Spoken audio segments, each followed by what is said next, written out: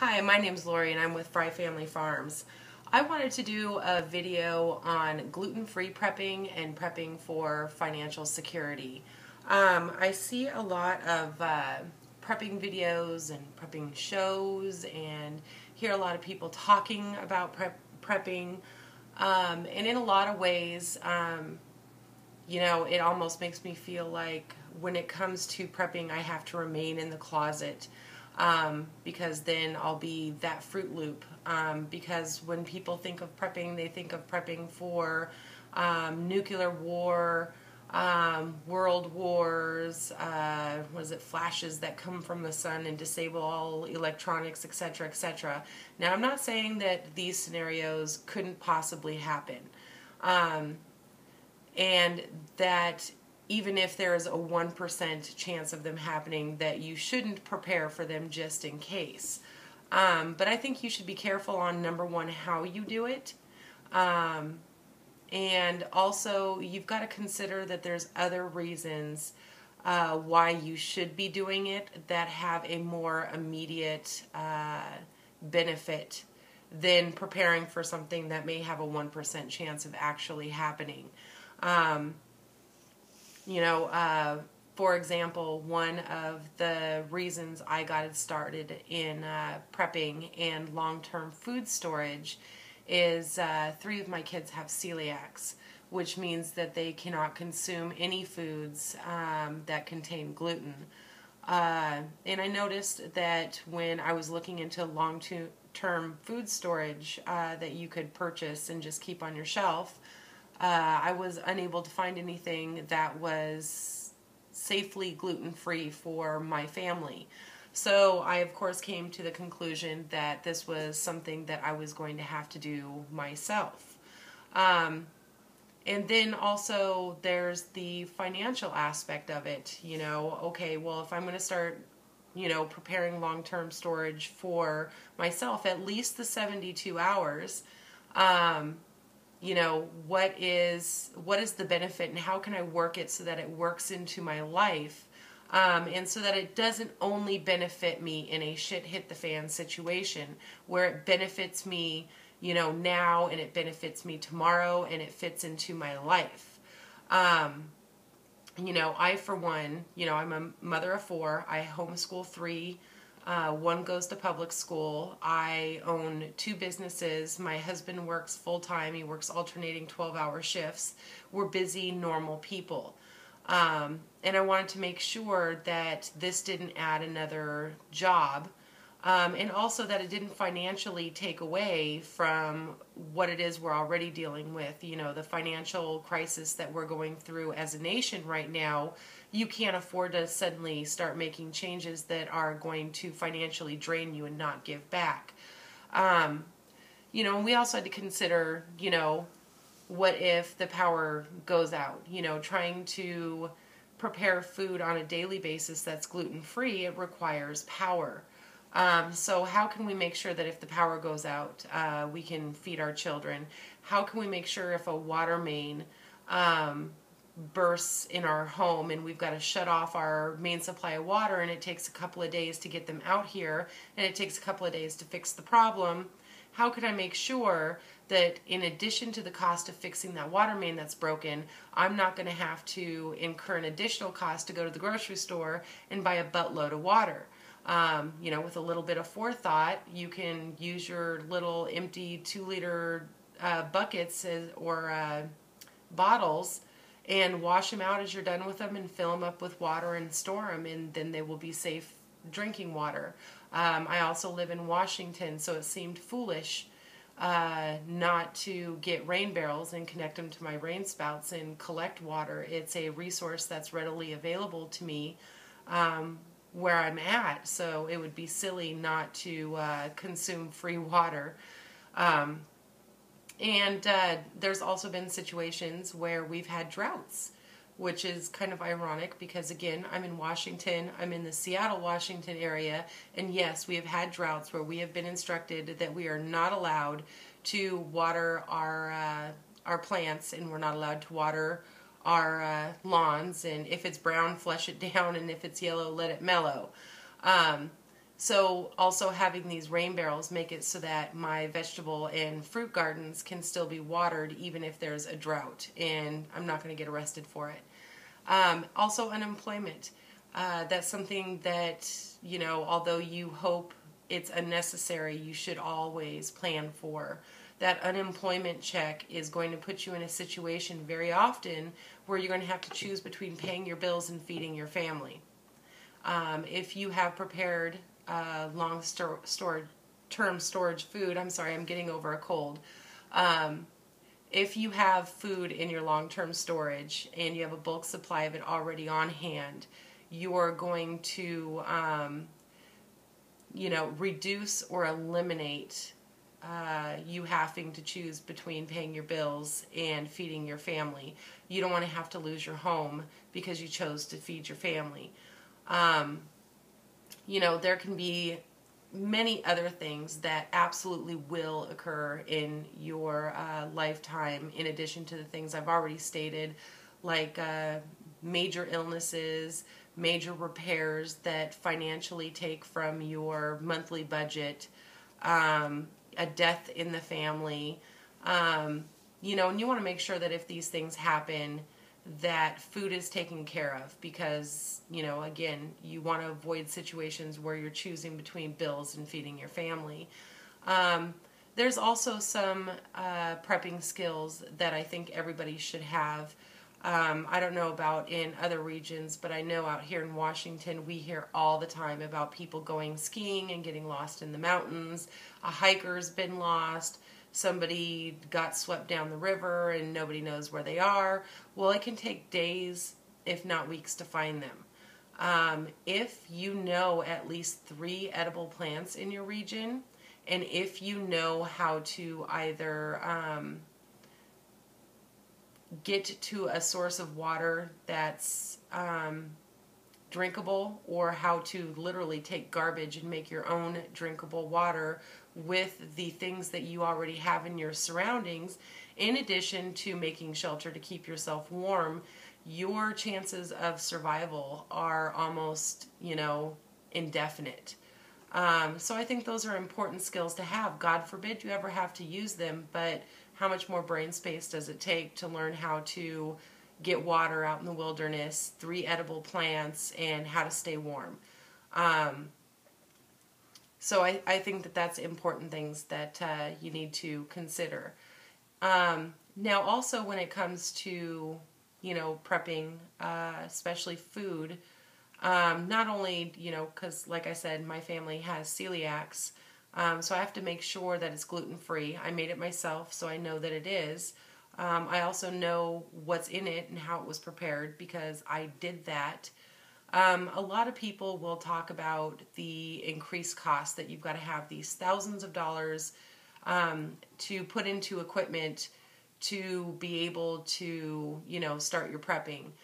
That's baloney, not unless you're prepping wrong, because again, like I said, you want to make sure that it fits into your lifestyle and that it's not only working for you now, but it's working for you tomorrow, and is not something that you're throwing your money at, in case something happens, because in case something doesn't happen, you literally just threw your money away.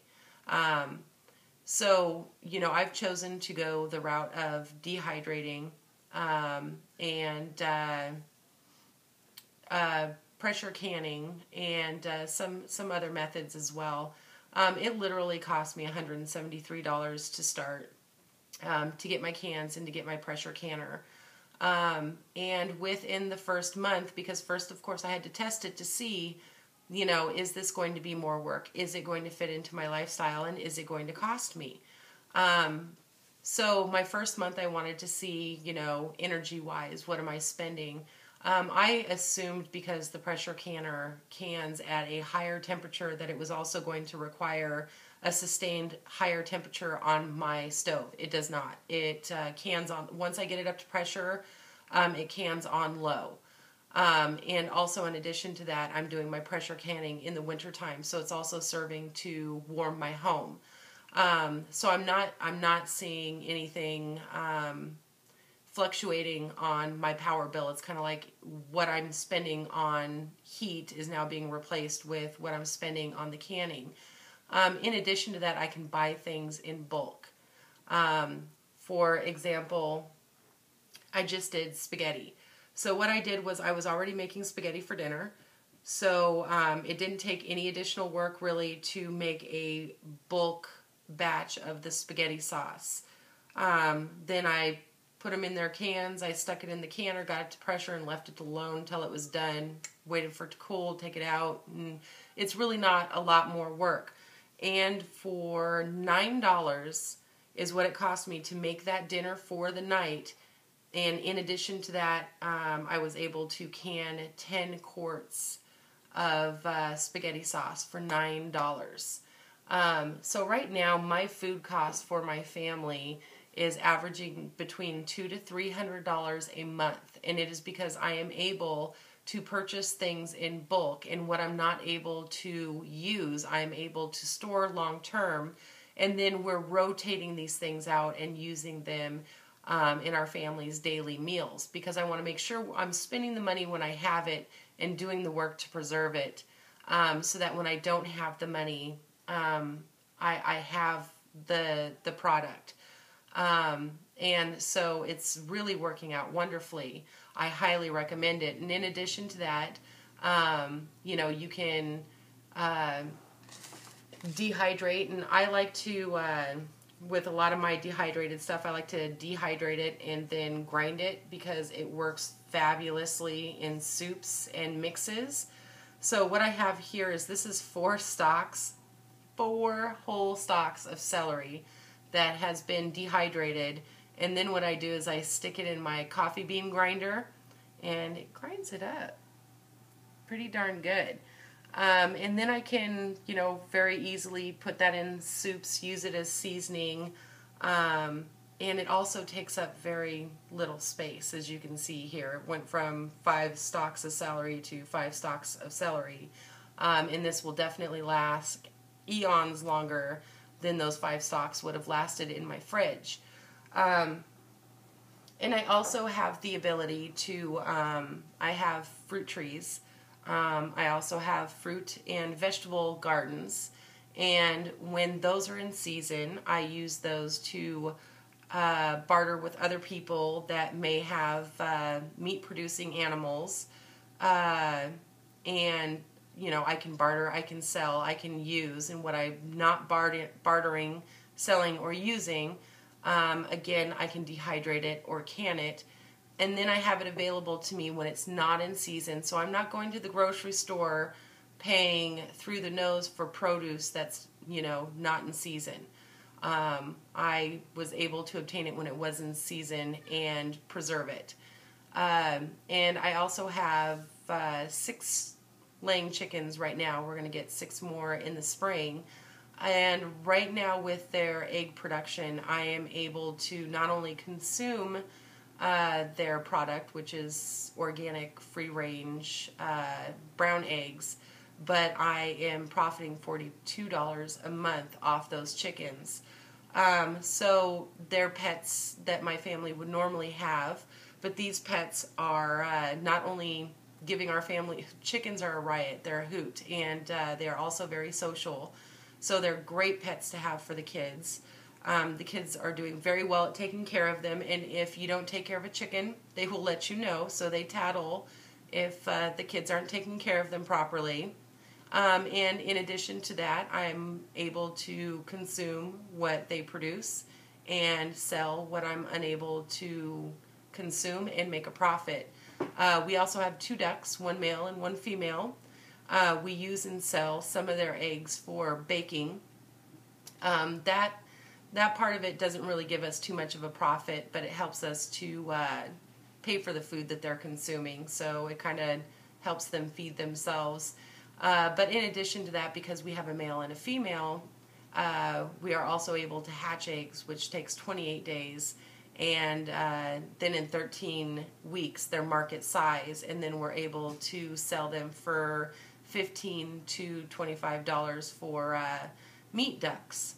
And the next year we want to go into rabbits and we want to get some additional chickens, but it provides the family pet experience, but instead of it being, an endless pit that you put money out of, that yes, they give love and affection and entertainment, pets do, but not much else. So these pets are helping to feed our family. And again, like I said, because of these things being put into place, we have a family of 6 that I'm feeding for $200 to $300 a month. And in addition to that, if my power goes out, it's fine. We've got water. If the water goes out, it's fine. If my husband becomes unemployed, we'll be okay. We've got some time to figure things out, readjust, and do what we need to do. And in the meantime, we won't be choosing between bills and food. And if shit does hit the fan, we just happen to be prepared for that too. So I think that that's something that, especially people that aren't preppers,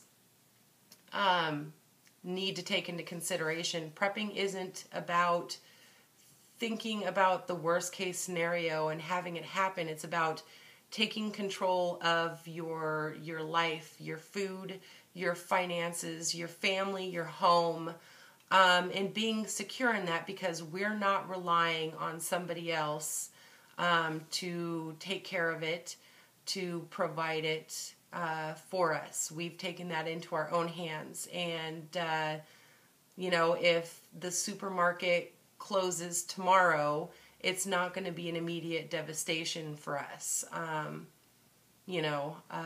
Shit happens, that's for sure, and you got to be prepared for that. But also in the meantime, it saves you a lot of money if you're doing it correctly and not, I see, I was watching a show today, Doomsday Preppers, and one of the guys had, I can't remember what he called it. I think it was called the shit hit the fan bunk or something like that.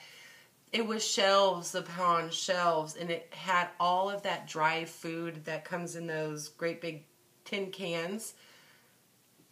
It was thousands and thousands and thousands of dollars worth of it. I mean, it had to have been in excess of $5,000 worth of this food. They're not going to be eating that on a regular basis. It's literally sitting in a room on a shelf. And if shit never hits the fan, if zombies never attack, they literally just blew it. When you're doing it this way and you're using it on a regular basis, not only are you not throwing your money away, but it frees up our money so that we can go do other things, with it, things that we want to do with it, and we can have fun with it, because we're not buying our food as we need it. We've got it when it's cheap, and we store it when we have it, so we have it when we don't. All right, well, that's my introduction to me and Fry Family Farms. I'm hoping to do some more videos soon about gluten-free prepping and some of the ways that I do it. And also when I'm doing my videos, I'll try to remember to put in the costs of them, not only what it costs, but what it's saving. And I hope you enjoy the videos. And if you have any advice, if you're a prepper and you've got some especially money-saving advice when it comes to preparing and preserving food, I would certainly love to hear it, because I am definitely impressed with the prepping and preserving YouTube family. Thank you very much for listening, and have a great day.